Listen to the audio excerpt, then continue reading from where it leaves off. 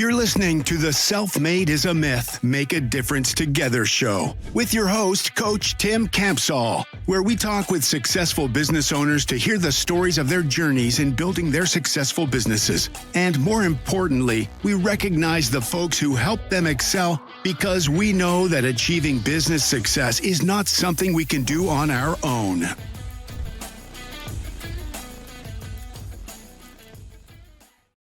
Hello, everyone. This is Coach Tim Campsall, and I'm excited to have a fellow business owner from Indiana with us today. Something unique about my guest is he's an avid triathlete and has completed numerous Ironmans. We're going to ask him about that because that is intense. In his downtime, he enjoys sitting and daydreaming and about topics and challenges, and as well as just relaxing and taking it all in. And he's most proud of the company that he's built along with the amazing team that he has. And it is my pleasure to welcome Steve to the show today. Hello, Steve. Hey, Tim. Thanks for having me on, man. You speak so highly of me. That's amazing. Sounds much better than I really am, but I appreciate it. Well, hey, let's have you introduce yourself. Tell us your full name and a little bit of your personal story, like where you were born and live and about your family and hobbies. Yeah, no, absolutely. Again, thanks for having me on. So again, Steve Iskander, I own Intrepid Finance, and grew up just north of Indianapolis in a town called Logansport. So we'll probably come back to that at some point, as a lot of my business experience from a childhood came from Logansport. Just grew up in Logansport, later moved to Marion, and went on to college, did my undergrad at IU, and then my grad and master's degree at Butler and Ball State. And kind of in that time working for a couple of companies along the way, really cutting my teeth into the business world, and had the opportunity to land at a Berkshire Hathaway owned company right out of college that really cut my teeth in the industry as a whole and provided me with a ton of experience. Fantastic. And how about on the personal side? You're a triathlete. Tell us a little bit. How'd you get into that? Yeah, so very random. Never really set out to do triathlons, let alone an Ironman in life. But as I started realizing that I performed better as a business owner, as just an employee, by finding other activities to do that were relaxing. And for me, running's relaxing. For a lot of people, they can't say that, but it is enjoyable to me, and I get the best thinking and strategy done out there. So I realized that I had a lot of endurance, and I think it takes that in business and in triathlon, obviously. So I would run and run and run, and friends would tell me, well, jump on a bike and see how long you can bike after you run forever. And I'd do that, and then they'd just swim. One day, Tim, some guy was like, hey, dude, you're doing like an Ironman. I'm like, you know what, I really am. And for me, I was actually just doing it to motivate myself, to stay positive, a mental mindset, a relaxation, as well as it almost forces you hours of nothing but thinking by yourself, to go out on a bike or a long run through the country. Yeah. And you think of lots of strategic things that you're no longer in that day-to-day group thing. So the evolution of, I use triathlon to really help relax me from working on my business. I really found that it helped motivate me and give me drive and additional clarity within. That's fantastic. And so you've said numerous. What's been your favorite Ironman that you've participated in? Favorite, you always kind of remember your first, my first one, 40.6. So I've done 24 Ironmans, 21, 70.6, including I've got one coming up in about 2 weeks that I'll fly down to Florida and I'll do that one. But Chattanooga, I did my first 140.6 mile triathlon, always near and dear to my heart. So only 100 and some miles. Yeah. Yeah, right. 140 miles, like, you get a lot of thinking done out there. Yeah, I bet. Yeah. Tim, you look at a lot of the statistics, and a ton of Ironman athletes, male or female, are previous salespeople, CEOs, founders of companies, and they're so intertwined on just endurance and discipline, and I call it mental scarring, being able to get punched in the face and keep going. So, the mental scarring of it as well. So, and if I'm not doing triathlon, I say I'm fishing. I think I might have told you before, I like to sit out and go fishing, sometimes with no bait on my fish hook. Yeah. So I just sit there and look at the retention pond. Everybody thinks I'm crazy. If I sit there and have a fishing pole in my hand, I'm just sitting there fishing. So you're catching me out there doing a lot of my strategic planning next to the retention pond with a fishing pole in the water, but no bait. Nice. Steve, what's a funny story that your family likes to tell about you that you'd be willing to share with us? Oh man, yeah, the willing to share is always, yeah. I've got three older brothers, so God knows what they would say. Nothing appropriate for this, but I think of when I was a kid, and it's almost business related. I was probably 10, 12, maybe 13 years old, and right where I see you're graduating from the kids menu to the adult menu portion Mm, sizes.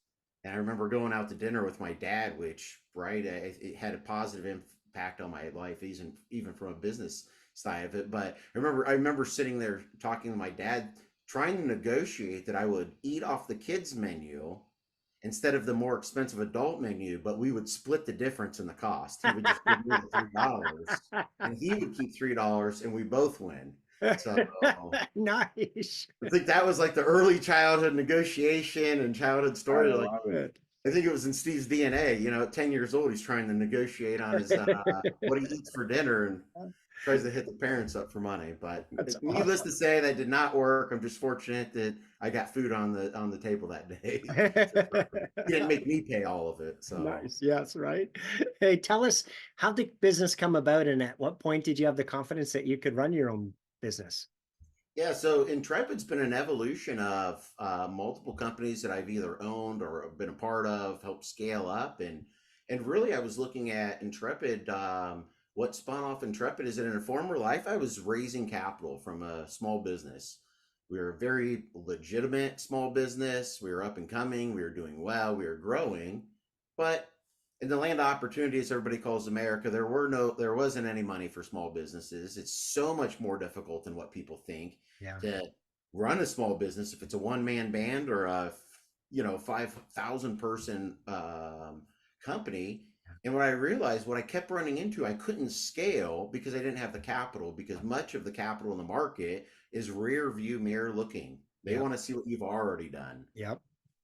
Well, that doesn't really help you in the future if you're always looking out the rear view mirror. So I started looking at it saying, hey, there has to be a way for early stage founders to get access to growth capital, including without dilution. Because what we were seeing, and I Mm. was talking to my friends out there, were guys were just taking stupid money, as they call it. They really wanted money, but they say they needed VC because they needed a partner. What they really meant is I needed an ATM machine that is about 10% partner, 90% ATM. you know, it was so hard to get money, Tim. I did the normal, like most small businesses do. I walked around town, I tap dance across desk, I did my presentation, I smiled, I did all the whining and dining. I had a legit business, but people really weren't Yeah. super interested in it and said, hey, there has to be a different way, Mm. especially in the technology industry. There has to be a better way of being able to provide companies with growth capital. Yeah. And hence Intrepid was born. What started out as literally a hobby with no intent to scale this. It was just going to be me. Then had a couple of people that are like, hey, I'll jump on for the ride for fun and see where it goes, to what we today. So it's Awesome. been quite the journey, and expansion. I would have never imagined it would be this large already. So, Steve, tell us a little bit more about the company. Say the name again. What do you guys do? How do you help people? Yeah, so again, Intrepid Finance. So we are a revenue-based financer, and then we have a technology piece of the company as well. So we go in and provide companies with early stage growth capital. And I say early stage, but really growth capital. We're not providing loans, we're not providing 4 or 5 year amortization schedules. We're really providing companies growth capital that have a plan, Mm. know exactly how they're going to do it. I always say it's called drag right.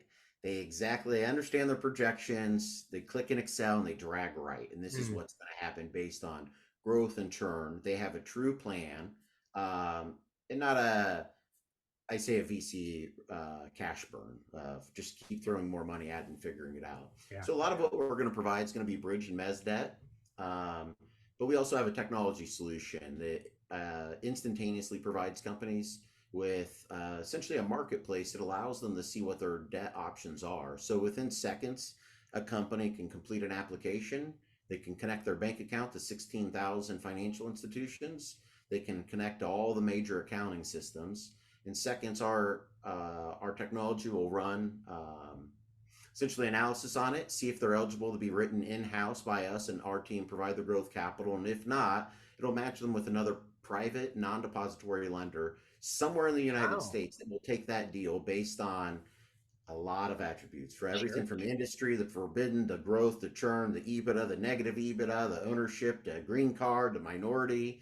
And it sorts all of that algorithm. And we've got it down to around a 98% science that we can get it into a provider that will take that deal by exactly what the information you provided on. Wow. And that's what I believe is really important for a small business owner is no longer having to beg for grandma to give you money, no longer tap dancing across the VC's desk or selling equity at crazy dilution rates, trying to put it on your credit card, which is just not scalable as a solution, to Yeah. say, hey, someone out there loves your business and loves your ratios exactly how they are in your story. Why don't I just partner you with them? Because they are a private funder that Mm, provides growth capital to growth coaches, for instance, yeah. that are located in the Midwest and they like it and they like the size of your company. So that's a lot of what we do. And then we white label the entire technology to call what I call a bank in a box. It allows anybody to have revenue as a service and be Okay. able to provide any of their clients financing nationwide from a white label technology solution running through our conduit and our 100+ private lenders. Yeah. Fantastic. I have a client I need to introduce you to offline, so let's talk about that afterwards. Steve, Yeah, share a story where someone pushed you or inspired you that you could do it, and the impact that that person had on you. story of someone that pushed me or impact me. Um, that's a good there's a ton of people that impact me. I feel like I have an impact and something positive every day that's I'm getting impact I'm being impact on a story. Like Maybe maybe a situation where you weren't sure that you could do it, or you didn't know how to do it, and somebody came alongside you and inspired you or gave you a little nudge and said, "Hey, Steve, you've got this."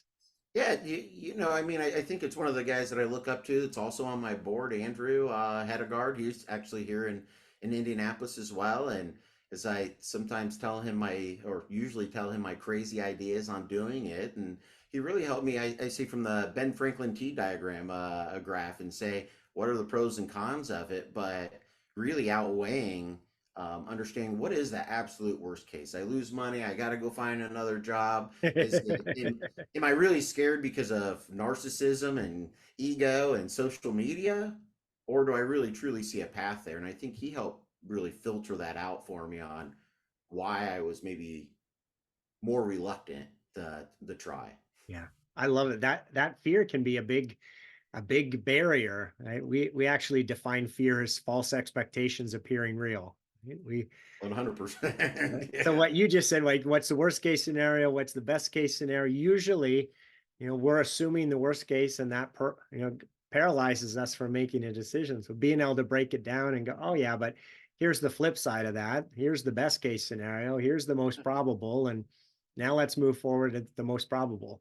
And that's what's helped me along the way. I mean, Andrew's been a positive influence for almost a dozen years now on this, and also triathlon partner of mine I train with, and talking through a lot of that, and even my previous company. And I always go back. I think a lot through quotes, and I think of this Tony Robbins quote that I saw one day, and it said, "Don't think about all the things that could go wrong. Think about all the things that could go right." And it stuck with me, Tim, and that stuck with me so much. It was that day that I made the decision to go launch my company, Parcel Insights. I finally swallowed it down and said, I'm going to launch Parcel Insights, my previous company. I launched that company, later exiting to another firm here in town in private equity on a very successful exit. Nice. And it was just kind of that perfect timing of understanding, what does scare me about failing as an Mm, owner? Like, mm, it's not the money. A lot of it is just the mental side yeah. of the failure side of it. So can I get past that? Can I think clearly? Do I have a clear plan on it? And again, going back to the triathlon and fishing, that's where I put my thinking to put this together and get out of the half empty glass. I love that. So what's been the biggest learning then as a business owner? the biggest. I feel like I should write a book, but I feel like most business owners should write a book. Everything not to do, I could probably write on. Um, so I've done good on that. Again, kind of staying in the quote phase. Mike Tyson says, "Everybody has a plan until you get punched in the face." Hmm. And that holds so true with small businesses, projections, financials, people, business marketing, everything. You think, and I think the one thing is that nothing's going to go the plan. You just Hmm. have to accept it's not going to go the plan. Am I agile, fast enough, smart enough? Do I have the right people surrounding me and right advisors to myself to help navigate what path I'm going to go down? And I think that that's probably the biggest lesson is you're not the expert, no matter how great you think you are. 'Cause, I was saying it to one of the guys last night. I said, I've gotten pretty good at pulling genies out of bottles and, being quite the wizard on things, but that's not my choice. Yeah, right. Um, Yeah. you learn that from being a small business owner. So Yeah. I think that that's probably the uh, biggest, and right after that, everything takes longer than you would. Mm. Yeah. It doesn't matter if it's development, growth, marketing pages, messaging, revenue generation. Uh, when you're a I small business owner, you figure out what patience is really Yes. fast.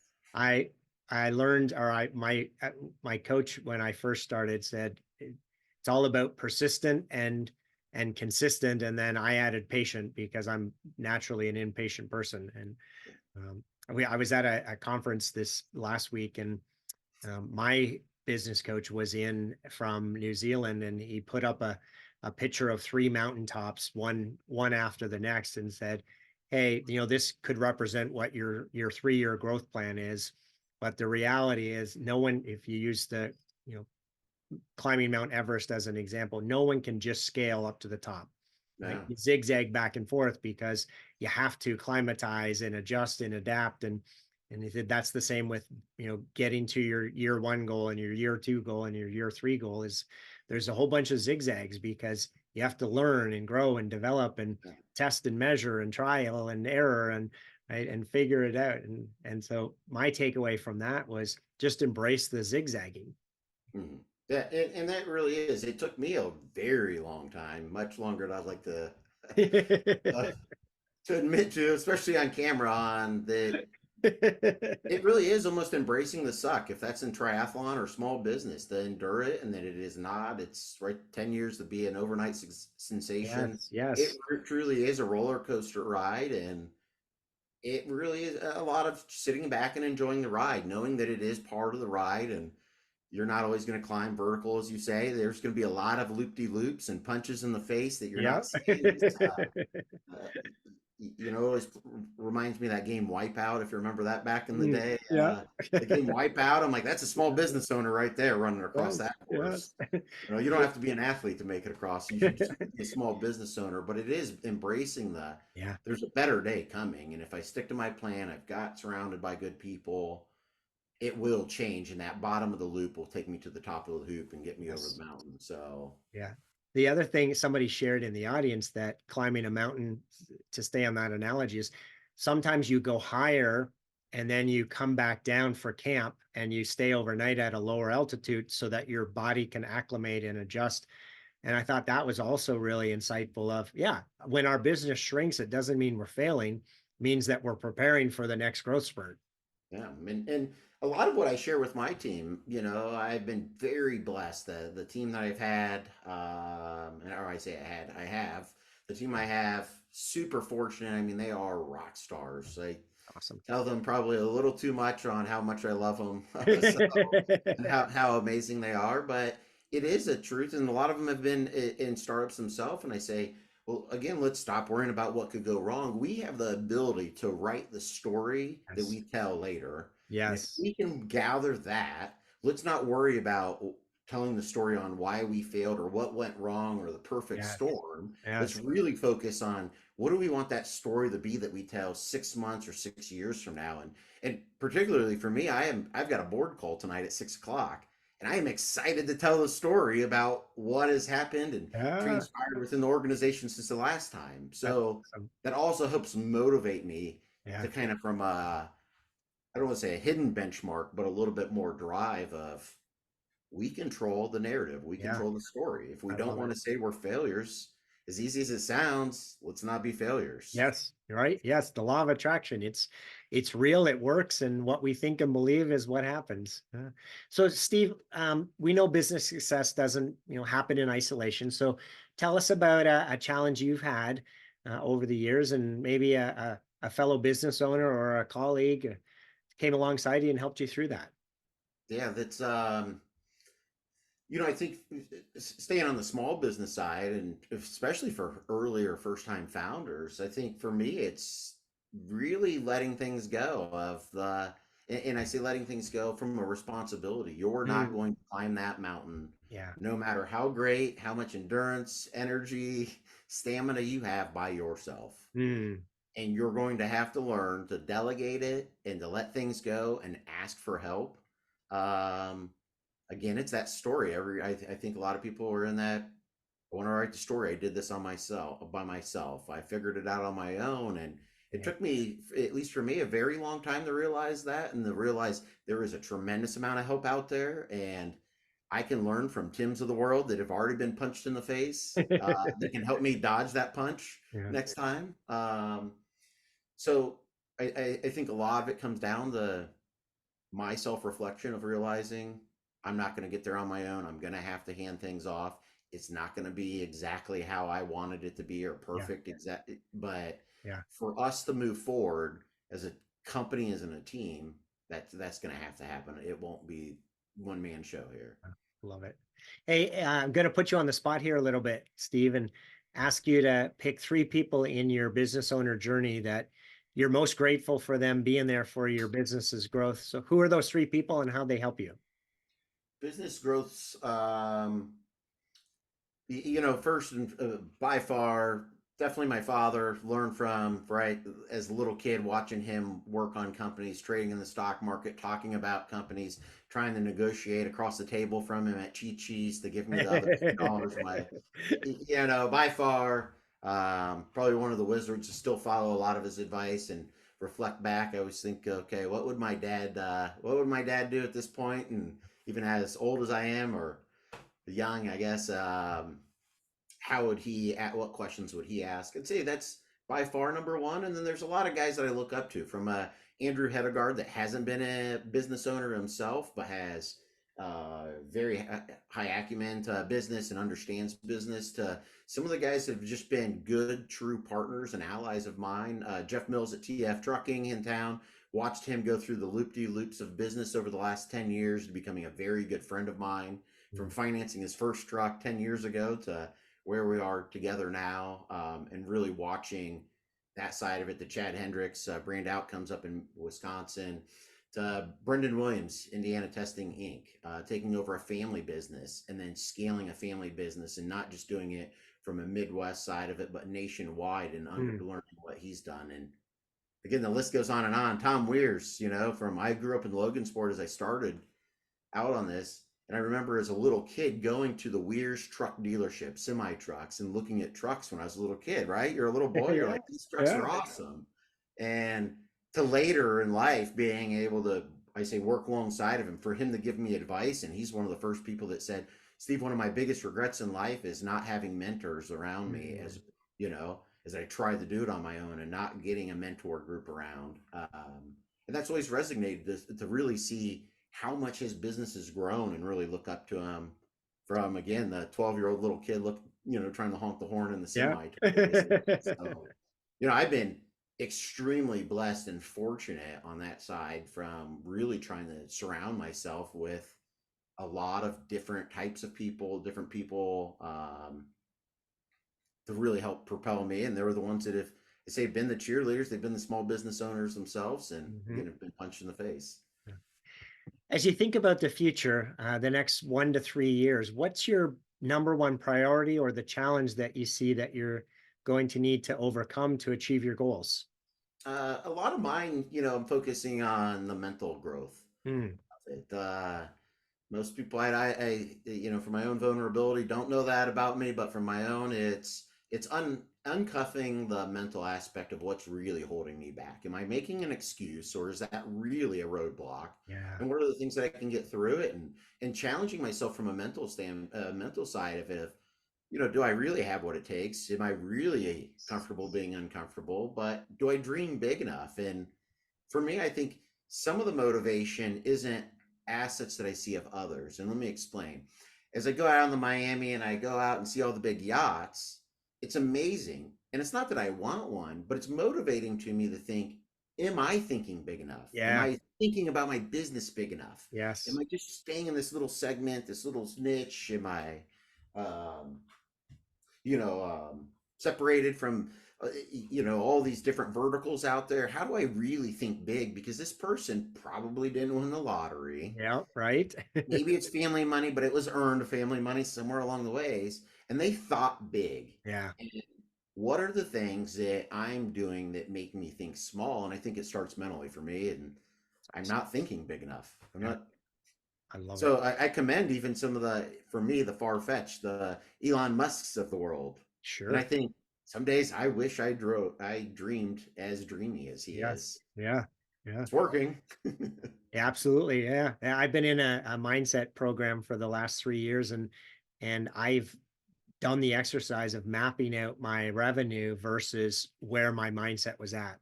And there's Yeah. 100% correlation, right? The whole idea of, I mentioned it earlier, law of attraction, right? What we think and believe is what we ends up happening. And I can see where my mindset was strong and healthy and really thinking big. The business was growing. Where I got tripped up on self-limiting beliefs or blocks, right? The business would shrink or plateau. And it's mindset is everything. It's amazing. I 100% agree with that. And for me, that's where triathlon comes in. The triathlon helps build up, I say, the endurance side, the mental scarring side of it, but even the confidence side of, I can do this, I can figure my way through it. Yeah. I've done this before. I have experience, and there's coaches, right? There's business coaches, there's triathlon coaches, Yes. everybody in between there that can help me figure it out. So for me, I'd say that's the uncuffing I need to do, is to really dream big. Yeah. So Awesome. I love it. Last question, Steve. Jim Rohn, amazing business guru, says that we become the average of the 5 people that we spend the most time with. So as you reflect on his quote, what advice would you have for business owners who are trying to do it on their own? what advice?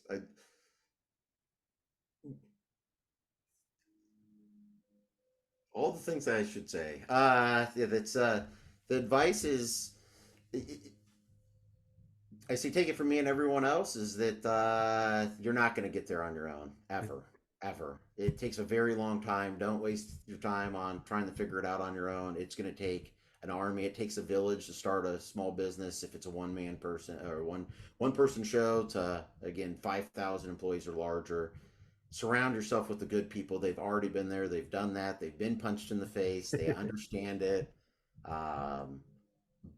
It's clear. It's easily the hands down the Cliff Notes, the shortened version of business growth, is you can skip around the board of monopoly much faster if you just take advice and surround yourself with good people.